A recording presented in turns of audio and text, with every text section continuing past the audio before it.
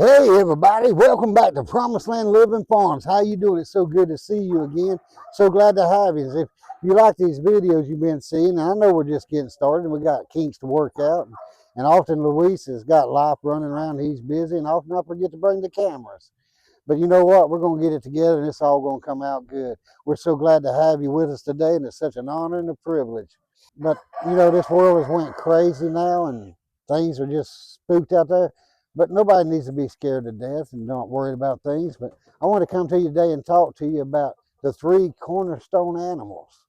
They're very easy and very well to do to get you started, and all throughout your history, they can aid you in growing.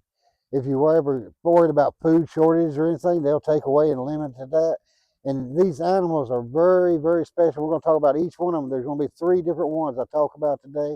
We're going to take you on a little tour, let you see the animals as we're talking about them and trying to discuss them briefly.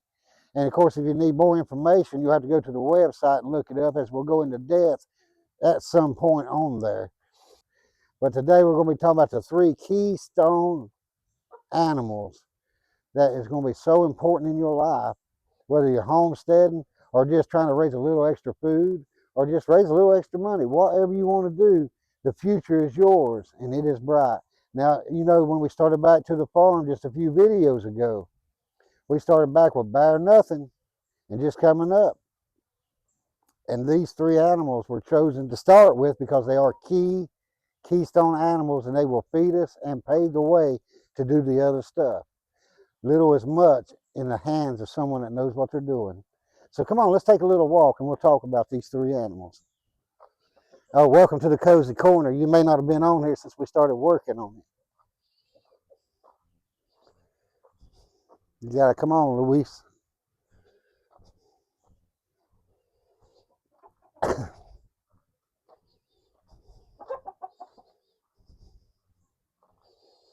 Wonder how hard it's gonna be to catch one of these baby bunnies.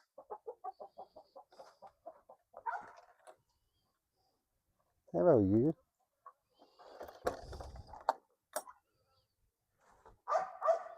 Not too bad. First one I want to talk about of the three keystones are bunnies. How I got my start in breaking the back of poverty.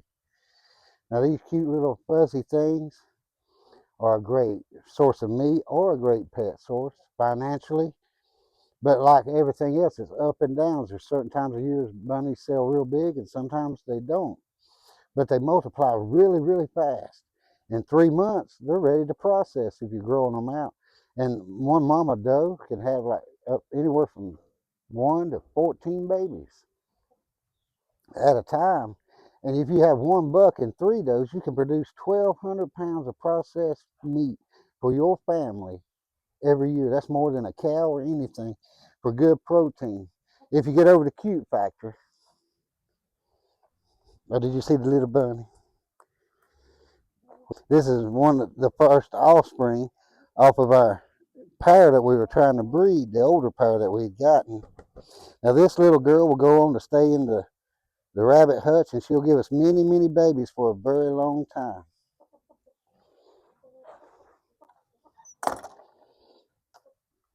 And her mama has just had another set coming down. The rest of them were boys that were in that first litter, so they're going to go away either in the freezer camp or in the selling, but probably in selling. In fact, they were going to go tonight, but we decided to shoot this video, so we're going to hold off a little bit. But rabbits are a great source of either food or income, or just quite enjoyment to stress. You know, you get stressed out, you can come pet your little bunny, spend some time with it. Everything will be a-okay again. Like I said, they mass produce really, really quickly. You can raise them up as far as you want or down as far as you want. And other than the cages, they're relatively cheap to get into. All you need is a little bit of knowledge, and you can be off to the races, feeding your family for next to nothing, pennies on the dollar every year. Second animal I want to talk about is an amazing little animal that I welcome back to the Promised Land. On one of the other videos, as we talked about it, you saw the chicks when they were inside. These are the Cornish quail. Now, y'all saw them just a few weeks ago when they were hatched. Well, now they're not hatched anymore. And now we had 20 hatch and only 5 females and 15 males. So the extra males have been pulled out now, And we've made a cubby of 5 females and 1 rooster.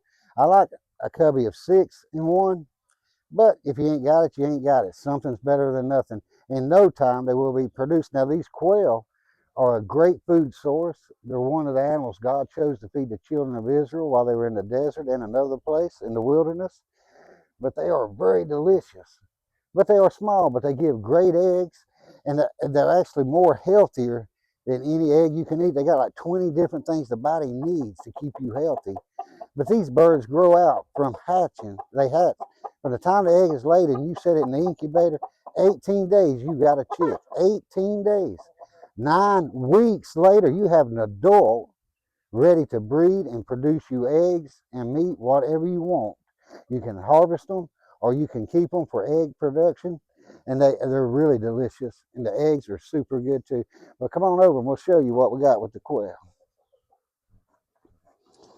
Like I said, we was going to take the extras to the sale tonight, so they've already been separated out. This is the extra males, and this over here is the cubby of the breeders. Is 5 females and 1 male. I'll let Luis get in there and get a picture of them pretty girls and boys.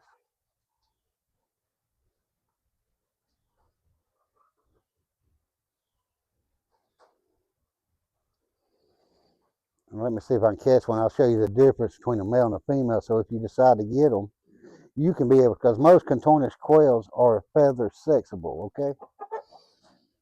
All right, come here, baby. Ooh, what a pretty little gal. But this I know is a girl because of these little dots all over her chest, right? Can you get in there on that, Luis? The females have dots on their chest. Other than that, they just look like a regular quail. Whoa, whoa, don't fly away. Where's the boy? Okay.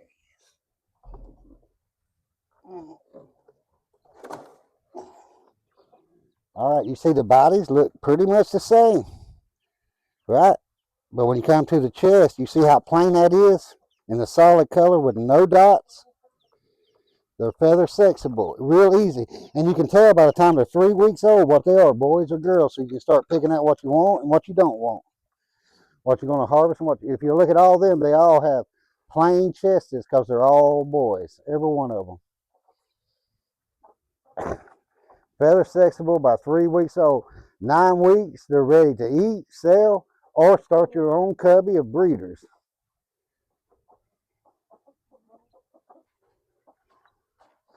And the third one I would like to talk about, a cornstone animal. And this has been a very hot topic button for the past few years because many people raise chickens to feed their family, whether homesteaders, farmers, or so on. But we had a big problem starting back in 2020. Disruptions in the way you get stuff, and the Cornish cross has always been a go-to meat chicken because they grow out in 2 months. But they have a problem with the bird flu that went on and with COVID and all the transferred issues. Many people found themselves starting in 2020 having a hard time getting these birds because these birds are for meat only, although they grow out really fast and they're really good eating. And I don't think any bird out there can compare to the speed and the amount of meat you can get with the Cornish cross. They can't reproduce.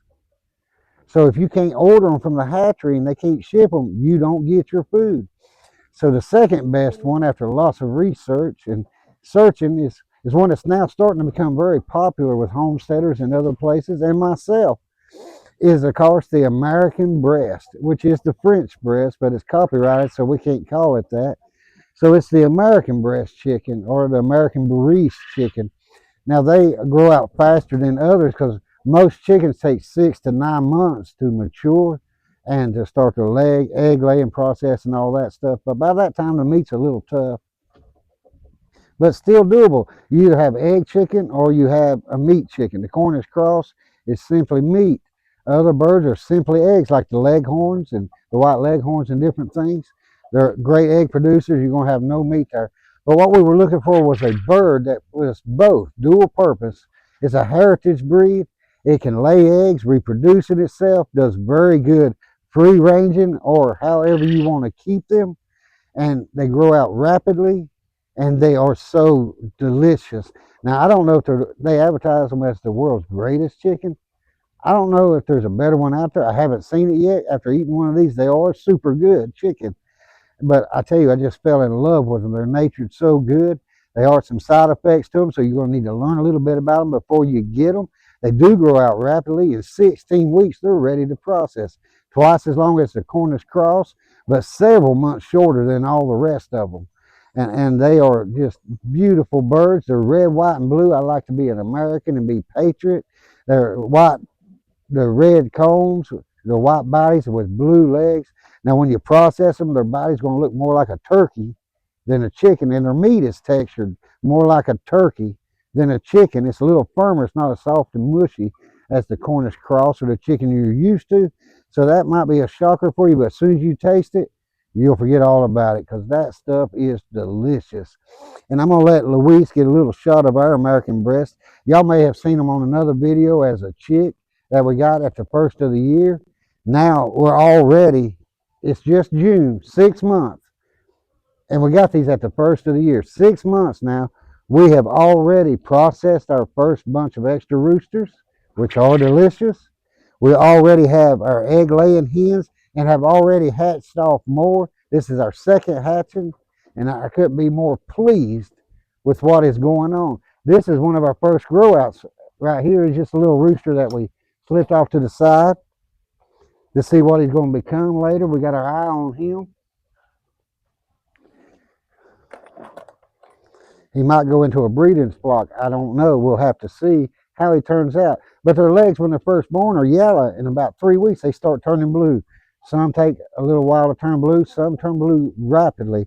But these are beautiful birds. They're red, white, and blue.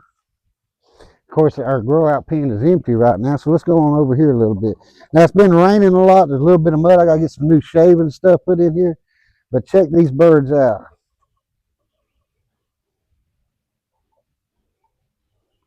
That's a big old rooster, and he's a pretty thing. But he was that size at 16 weeks old. Maybe a little bit smaller, but basically he was that size. So in 4 months, you can have all the chicken you want. You can start reproducing. They start laying eggs between 16 and 20 weeks. That was a shocker for me. I thought because they were ready at 16 weeks to process, they start laying at 16 weeks.